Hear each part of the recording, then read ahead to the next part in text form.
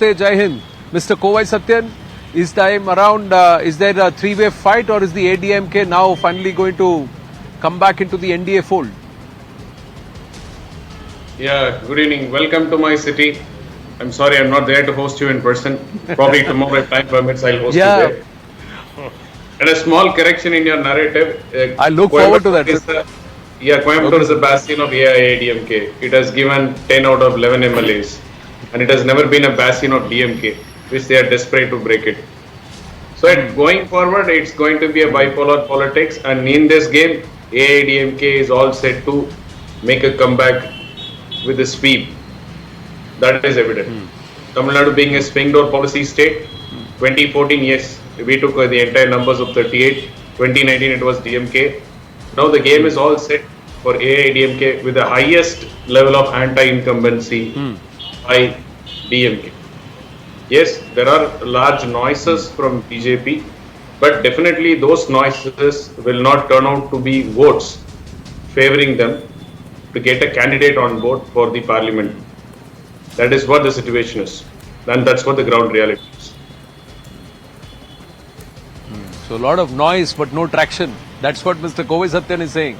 See, people are welcoming Annamalai, people are behind Annamalai, and they are receiving him with very encouraging potions and. But Annamalai is not contesting Lok Sabha elections, no? How do you know? Oh, what party says he has to do it? Maybe his personal wish. Party, he has to obey the party. So one seat out of 39 is enough for the BJP? Is that what you're saying? Normally, the psephologists and the political parties and press like you, media, they are calculating only on the last election statistics. In between, much water is flowing under the bridge. And people are expecting in Tamil Nadu change.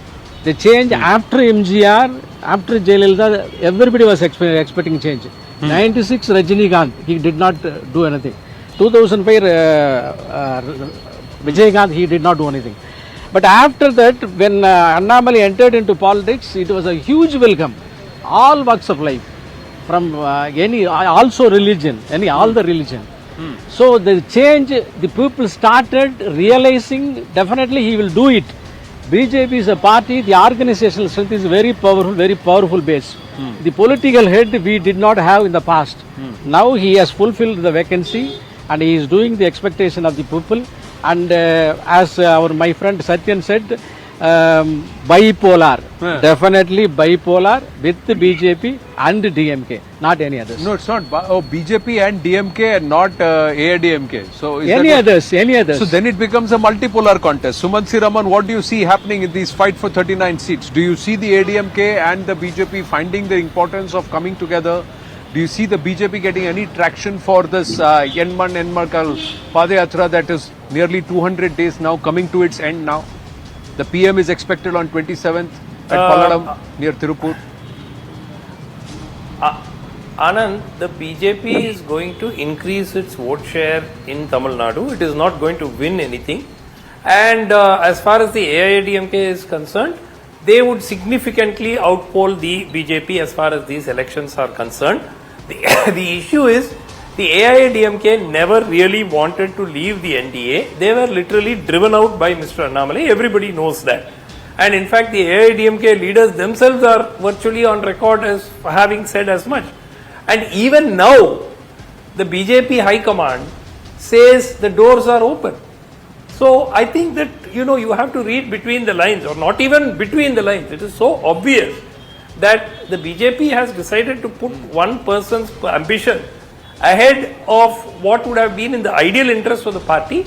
With the amount of anti-incumbency that we see on the ground against the ruling DMK government, the BJP, AIADMK combined, NDA combined with the PMK and the other parties could comfortably have won at least half a dozen, maybe even 10 seats in the Lok Sabha elections. Now that's not going to happen because the divided opposition vote is going to make it much easier for the DMK Congress combined to win the majority of seats, if not almost all the seats. So I think that for whatever reason, the BJP High Command either has been misled or led to believe by the social media hype that the party was going to get 20%, 25% vote share and so on.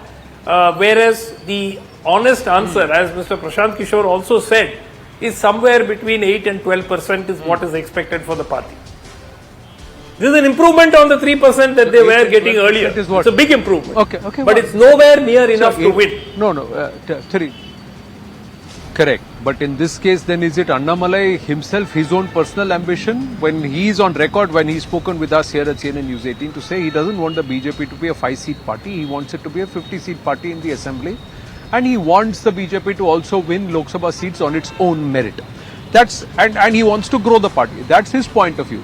Now, is that a personal ambition, Mr. Rajavel, or is that somewhere that even the powers that be or the central leadership of the BJP believes that they need to increase their footprint in the south, and that includes Tamil Nadu along with Kerala?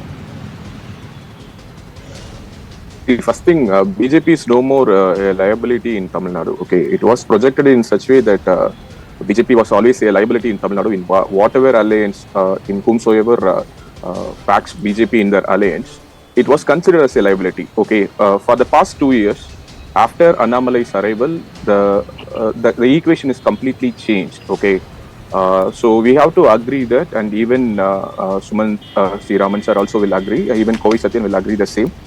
At the same time, as Suman sir said, there is a possibility for conversion. Okay, probably if this NDA, the same alliance partners would have continued this election, they would have turned almost 50 seats, 50% of seats, which is almost 20 seats they would have converted. But now the situation is completely different. AIADMK clearly declared themselves that they want to contest this election under their own alliance without BJP. And even BJP state president is very clear that he will obey the orders of high command, but at the same time he want to lead the party in a different way. He don't want to negotiate for the 5 seats, and he don't want to project BJP as one more liability in Tamil Nadu anymore. He declared it very well, because today he completed his 100th day of Enman Enmakal.